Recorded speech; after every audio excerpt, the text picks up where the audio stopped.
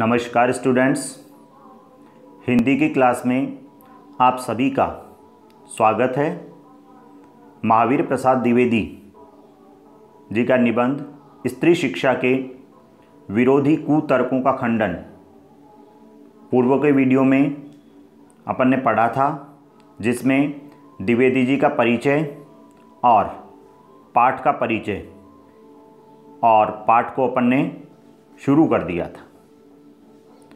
एक बार फिर से जो कुछ अपन ने पढ़ा है उसे रिवाइज कर देते हैं। आज स्त्री शिक्षा के विरोधी कुतर्कों का खंडन, निबंध स्त्री शिक्षा के प्रति जागृति उत्पन्न करने के लिए लिखा गया एक निबंध है, जिसमें द्विवेदी जी ने उन लोगों को करारा जवाब दिया है जो लोग स्त्री शिक्षा के विरोधी हैं। स्त्री शिक्षा के विरोधी जो कुतर्क देते हैं, उन सभी कुतर्कों का द्विवेदी जी करारा जवाब देते हैं और बताते हैं कि स्त्रियों को पढ़ाने से अनर्थ नहीं होता है। स्त्रियों को पढ़ाने से समाज का और देश का विकास होता है। कुतर्कवादी जो कुतर्क देते हैं, देखिए ये आपको पूरे पाठ में याद रखना है। पहला कुतर्क वो ये देते हैं कि साहब हमारे देश में स्त्रियों के पढ़ने का कोई चलन नहीं है, क्योंकि जो पुराने संस्कृत के नाटक हैं उन नाटकों में स्त्रियों की जो भाषा है वो अनपढ़ और गंवारों की भाषा है। जिसका द्विवेदी जी ने जवाब दिया था कि प्राचीन संस्कृत नाटकों में स्त्रियों की जो भाषा है वो अनपढ़ और गंवारों की भाषा नहीं है, बल्कि प्राकृत भाषा है जो उस जमाने में प्रचलन की भाषा थी। दूसरा कुतर्क वो देते हैं कि हमारे देश में स्त्रियों के पढ़ने की परंपरा थी, इसका कहीं कोई उल्लेख इतिहास में नहीं मिलता है। तो इसका द्विवेदी जी ने जवाब दिया है कि बहुत सी ऐसी चीज़ें हैं जिनको हम आज भी मानते हैं और इतिहास में उनका वर्णन नहीं है, फिर भी हम उसे स्वीकार करते हैं। तो मान लीजिए कि स्त्रियों के पढ़ने के लिए कोई स्कूल कॉलेज होगा और समय के साथ वो नष्ट हो गया होगा, इतिहास में उसका वर्णन नहीं है, इसका मतलब ये नहीं है कि स्त्रियां पढ़ी लिखी नहीं थी। इसमें द्विवेदी जी कहते हैं कि प्राचीन काल में जहाज़ों से की गई यात्राएं जो हैं उन्हें हम बड़े गर्व के साथ स्वीकार करते हैं, लेकिन वो जहाज़ किस कारखाने में बने थे, किस इंजीनियर ने बनाए थे, इसका हमारे पास कोई सबूत नहीं है। जब इसका कोई सबूत नहीं है फिर भी हम इस बात को मानते हैं, तो औरतों की जो शिक्षा है उसे भी हमें मानना चाहिए कि प्राचीन काल में औरतें पढ़ी लिखी थी। तीसरी बात वो ये बताते हैं कि शकुंतला कम पढ़ी लिखी थी, उस पर भी उसने पति का अपमान कर दिया। कुतर्कवादियों का कहना है कि पढ़ी लिखी औरतें आदमियों का अपमान करती है। अब आज अपन इसका जवाब पढ़ेंगे। देखिए स्टूडेंट्स, यहाँ तक अपना हो गया था और आज इससे आगे हम पढ़ेंगे।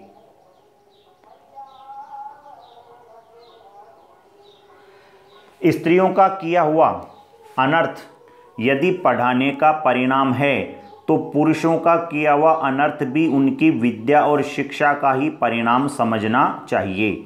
इसे आपको अंडरलाइन करना है, ये बड़ा प्रश्न बनेगा और यहाँ से व्याख्या भी बनेगी।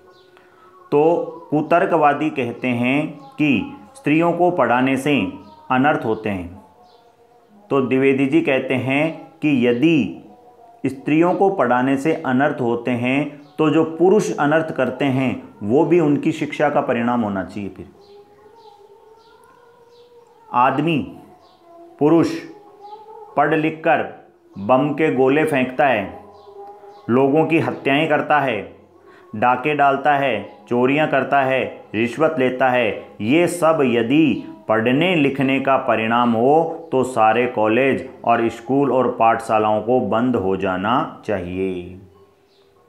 भाई कुतर्कवादी कहते हैं कि पढ़ी लिखी औरतें गलत काम करती हैं, अपमान करती हैं। तो द्विवेदी जी कहते हैं कि जब आदमी गलत करता है तो वो भी फिर उसकी पढ़ाई का ही परिणाम होना चाहिए। पढ़ लिख कर आदमी बम के गोले फेंकता है, लोगों की हत्याएं करता है, चोरियां करता है, डाके डालता है, रिश्वत लेता है, तो फिर ये भी पढ़ाई का ही परिणाम होना चाहिए। और यदि ये पढ़ाई का परिणाम है तो फिर स्कूल कॉलेज पाठशालाएं सब बंद कर देना चाहिए। इनको क्यों खोल रखा है? क्योंकि पढ़ लिख कर लोग यही काम करेंगे। ये गलत है, ये पढ़ाई का परिणाम नहीं है। परंतु विक्षिप्त कहते हैं पागल, वात व्यथित कहते हैं किसी बीमारी से ग्रस्त, और ग्रहग्रस्त यानी जिसके ग्रह नक्षत्र सही नहीं हैं, उनके सिवा ऐसी दलीलें पेश करने वाले बहुत कम मिलेंगे। लेकिन जो लोग ये कहते हैं ना कि स्त्रियों को पढ़ाने से अनर्थ होता है, स्त्रियों को पढ़ाने से गलत काम होते हैं, स्त्रियां गलत करती है, तो ये बात कौन कहता है? या तो कोई पागल कहेगा, या कोई बीमारी से ग्रस्त कहेगा, या वो आदमी कहेगा जिसके ग्रह नक्षत्र सही नहीं हैं। शकुंतला ने दुष्यंत को कटु वाक्य कहकर कौन सी अस्वाभाविकता दिखाई थी? देखिए स्टूडेंट्स, तीसरा कारण जो कुतर्कवादियों ने कहा था कि शकुंतला कम पढ़ी लिखी थी फिर भी पति का अपमान कर दिया और ये पढ़ाई के कारण हुआ, इस बात का जवाब दे रहे हैं। द्विवेदी जी कहते हैं कि शकुंतला ने अपने पति दुष्यंत का अपमान किया तो कोई गलत नहीं किया। क्यों नहीं किया? क्योंकि दुष्यंत ने कुछ गलत किया होगा उसके साथ, इसलिए उसने अपमान किया। क्या वह यह कहती कि आर्यपुत्र शाबाश, बड़ा अच्छा काम किया जो मेरे साथ गांधर्व विवाह करके मुकर गए। नीति न्याय सदाचार और धर्म की आप प्रत्यक्ष मूर्ति हैं। पत्नी पर घोर से घोर अत्याचार करके जो उससे ऐसी आशा रखते हैं वे मनुष्य स्वभाव का किंचित भी थोड़ा सा भी ज्ञान नहीं रखते। तो देखिए, शकुंतला ने दुष्यंत का अपमान किया था, उसका कारण उसकी पढ़ाई नहीं था, उसका कारण था कि दुष्यंत ने उसके साथ गलत व्यवहार किया था। दुष्यंत ने उसके साथ प्रेम विवाह किया था और अपने साथ रखने का वचन दिया था, लेकिन कुछ दिनों के बाद दुष्यंत अपने वचन से मुकर गया और उसने शकुंतला को छोड़ दिया। अब जब एक पति बिना किसी गलती के अपनी पत्नी को छोड़ देता है तो क्या वो पत्नी ये कहेगी क्या शाबाश, ब्रिलियंट, बहुत अच्छा काम किया? नहीं साहब, वो ये नहीं कहेगी, वो तो कटु वाक्य ही कहेगी। तो शकुंतला ने जो दुष्यंत को कटु वचन कहे उसका कारण उसकी पढ़ाई नहीं था, बल्कि दुष्यंत का आचरण था। दुष्यंत के आचरण के कारण उसने कटु वाक्य कहे थे। जो व्यक्ति अपनी पत्नी पर घोर से घोर अपराध करता है तो उसकी पत्नी का जवाब यही होता है। आगे देखिए, द्विवेदी जी कहते हैं सीता से अधिक साध्वी स्त्री नहीं सुनी होगी। आज भी हमारे समाज में जब पतिव्रता स्त्रियों की बात आती है तो सीता का नाम सबसे पहले लिया जाता है कि साहब सीता बहुत पतिव्रता स्त्री थी। जिस कवि ने शकुंतला नाटक में अपमानित हुई शकुंतला से दुष्यंत के विषय में दुर्वाक्य गलत कथन कहाया, उसी ने परित्यक्त होने पर सीता से रामचंद्र के विषय में क्या कहा, सुनिए साहब। देखिए, जब भगवान राम 14 वर्ष का वनवास काटकर वापस अयोध्या आए थे, उसके बाद में भी मिथ्यावाद से पीड़ित, आलोचनाओं से पीड़ित होकर भगवान राम ने सीता का त्याग कर दिया था और सीता वाल्मीकि के आश्रम में थी और वहीं पर लव और कुश पुत्रों को उसने जन्म दिया था। कहते हैं कि वहाँ पर लक्ष्मण उनसे मिलने के लिए गया था एक बार सीता से, तब सीता ने कहा था लक्ष्मण से, क्या कहा था देखिए, वाचस्त्वा मध्वचनाथ से राजा वयवो विशुद्धात्मति यत् समक्षम माँ लोकवाद स्वर्णाधासी शुद्धस्य तत्पिंग के सदृशम कुलस्य। उसने कहा लक्ष्मण, जरा उस राजा से कह देना कि मैंने तो तुम्हारी आंख के सामने ही आग में कूदकर अपनी विशुद्धता साबित कर दी थी। तिस पर यानी उस पर भी लोगों के मुख से निकला मिथ्यावाद यानी झूठी बातें सुनकर ही तुमने मुझे छोड़ दिया। क्या ये बात तुम्हारे कुल के अनुरूप है क्या, अथवा क्या ये तुम्हारी विद्वता या महत्ता को शोभा देती है क्या। तो देखो, साध्वी स्त्रियों में सीता का नाम सबसे ऊपर लिया जाता है, लेकिन जब भगवान राम ने सीता को छोड़ा था तब सीता ने भी लक्ष्मण के थ्रू, लक्ष्मण के द्वारा राम को कटु वचन कहे थे। लक्ष्मण के सामने राम को कटु वचन कहे थे। तो सीता ने जो कटु वचन कहे वो उसकी पढ़ाई का परिणाम नहीं था, वो राम का आचरण था। राम ने जरूर उसके साथ गलत किया था, इसलिए सीता ने राम को कटु वचन कहे थे। सीता का ये संदेश कटु नहीं तो क्या मीठा है क्या, राजा मात्र कहकर उसने अपना संदेश भेजा था। यह उक्ति न किसी गंवार स्त्री की थी, किंतु महाब्रह्म ज्ञानी राजा जनक की लड़की और मनवादी महर्षियों के अर्थशास्त्रों का ज्ञान रखने वाली रानी की थी। साहब, नृपस्य वर्णाश्रम पालमम यत स एव धर्मो मनुना प्रणीत है। तो ये सीता ने कहा था राम को। क्यों कहा था? क्योंकि राम का आचरण सही नहीं था। राम ने सीता का परित्याग किया था मिथ्यावाद के कारण। तो सीता ने और शकुंतला ने जो अपमान किया था वो पढ़ाई का परिणाम नहीं था। ये नहीं है कि वो पढ़ी लिखी थी तब उन्होंने अपमान किया था। ये दुष्यंत और राम के आचरण में कहीं कमी थी, इसलिए इन्होंने उनका अपमान किया था। सीता की धर्मशास्त्रज्ञता का यह प्रमाण वहीं आगे कुछ चलकर दूर पर कवि ने दिया है। सीता परित्याग के कारण वाल्मीकि के समान शांत, नीतिज्ञ और क्षमाशील तपस्वी तक ने अस्तमेव मन्युर्भर्ताग्रते में कहकर रामचंद्र पर घोर क्रोध प्रकट किया है। इसलिए शकुंतला की तरह अपने परित्याग को अन्याय समझने वाली सीता का रामचंद्र के विषय में कटु वाक्य कहना सर्वथा स्वाभाविक है। साहब, जब किसी औरत के साथ ये अत्याचार होता है और वो कुछ गलत बोलती है तो वो पढ़ाई के कारण नहीं बोलती है, सामने वाले के गलत आचरण के कारण बोलती है। न तो ये पढ़ने लिखने का परिणाम है, न ये गंवारपन का या अकुलीनता का प्रतीक है। पढ़ने लिखने में स्वयं कोई बात ऐसी नहीं जिससे अनर्थ हो सके। द्विवेदी जी कहते हैं पढ़ने से अनर्थ नहीं होते हैं, अनर्थ का बीज उसमें बिल्कुल नहीं है। अनर्थ पुरुषों से भी होते हैं, अनपढ़ों से भी होते हैं, पढ़े लिखों से भी होते हैं। अनर्थ दुराचार और पापाचार के कारण और ही होते हैं और वे व्यक्ति विशेष का चाल चलन देखकर जाने जा सकते हैं। इसलिए स्त्रियों को अवश्य पढ़ाना चाहिए। देखिए, कुतर्कवादियों ने कहा था कि स्त्रियों को पढ़ाने से अनर्थ होते हैं, तो द्विवेदी जी कहते हैं कि स्त्रियों को पढ़ाने से अनर्थ नहीं होते हैं। अनर्थ का कारण कुछ और ही होता है साहब। अनर्थ स्त्रियां भी करती है, अनर्थ पुरुष भी करते हैं, लेकिन उनके जो कारण हैं वो दुराचार और पापाचार के कारण करते हैं। जरूर उन्होंने कुछ गलत किया होगा, इसलिए उनको कटु कथन सुनने पड़ते हैं और ये व्यक्ति का चाल चलन देखकर कहे जा सकते हैं। इसलिए स्त्रियों को अवश्य पढ़ाना चाहिए।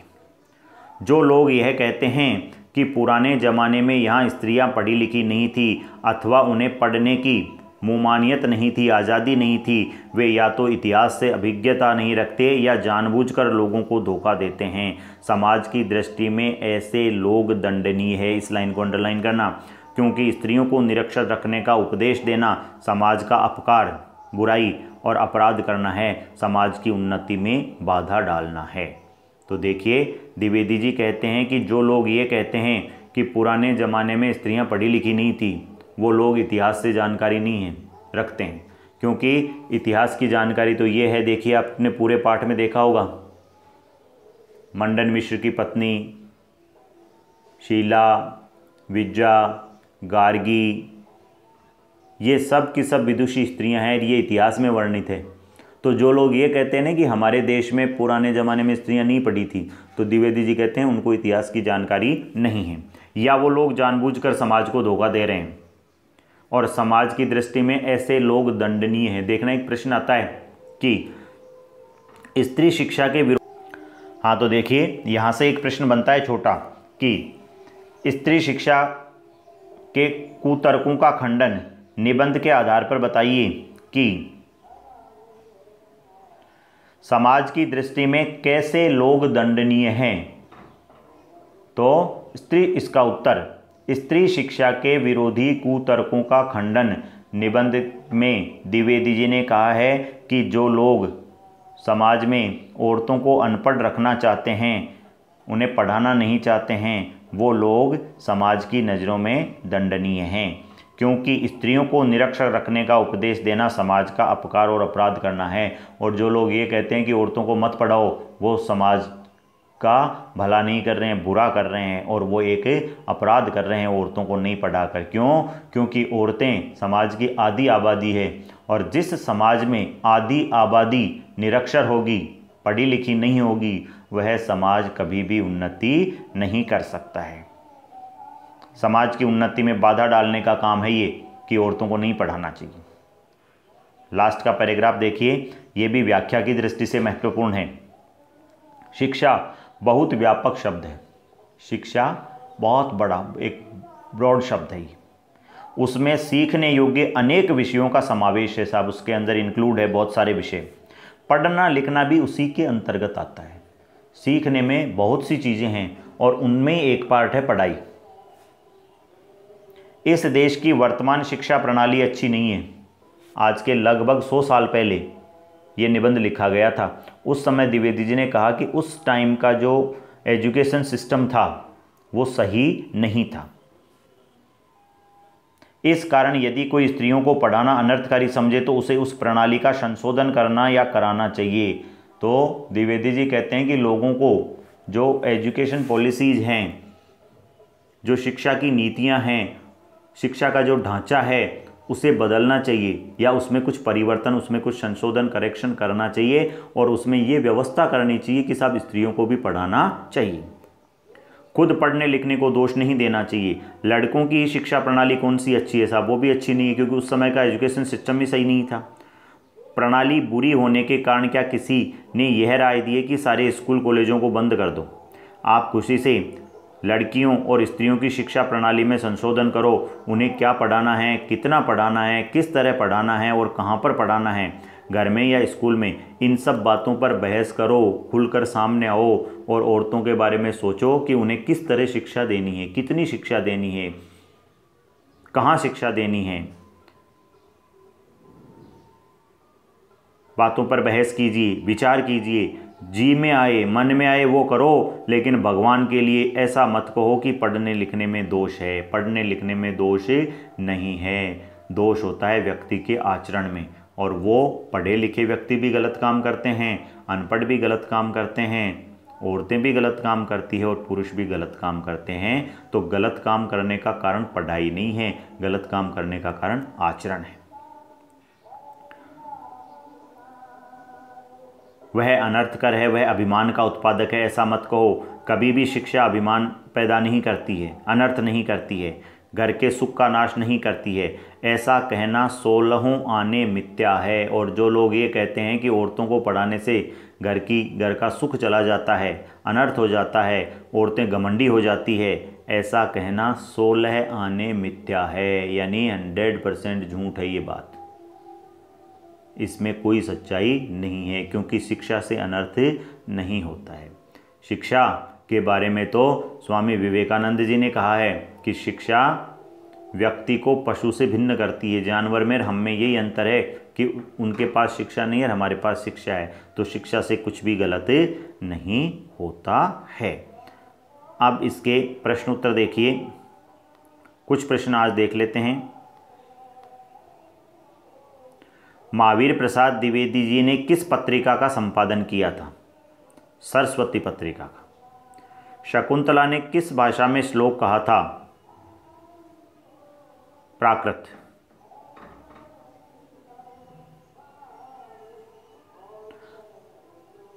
बौद्ध धर्म के त्रिपिटक ग्रंथ की भाषा क्या है? बौद्ध धर्म के त्रिपिटक ग्रंथ की भाषा प्राकृत है। रुक्मणी हरण की कथा कहाँ मिलती है? रुक्मणी हरण की कथा श्रीमद् भागवत के 10वें स्कंद के 53वें अध्याय में मिलती है।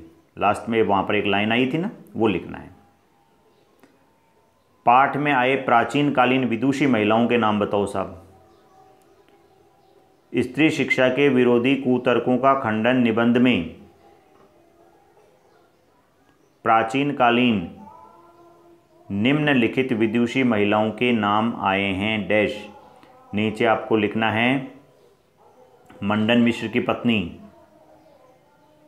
शीला, विज्जा, गार्गी, सीता, रुक्मणी, शकुंतला, ये सब नाम लिखने। शकुंतला ने दुष्यंत के विषय में दुर्वाक्य क्यों कहे थे? दुष्यंत ने शकुंतला से प्रेम विवाह किया था और उसके बाद शकुंतला को छोड़ दिया था, इसलिए अपमानित होकर शकुंतला ने दुष्यंत के विषय में दुर्वाक्य कहे। नाट्यशास्त्र संबंधी नियमों में स्त्री पात्रों के लिए कौन सी भाषा निर्धारित की गई थी? नाट्यशास्त्र संबंधी नियमों में स्त्री पात्रों के लिए प्राकृत भाषा निर्धारित की गई थी। ये आपको इतने प्रश्न करने हैं। धन्यवाद।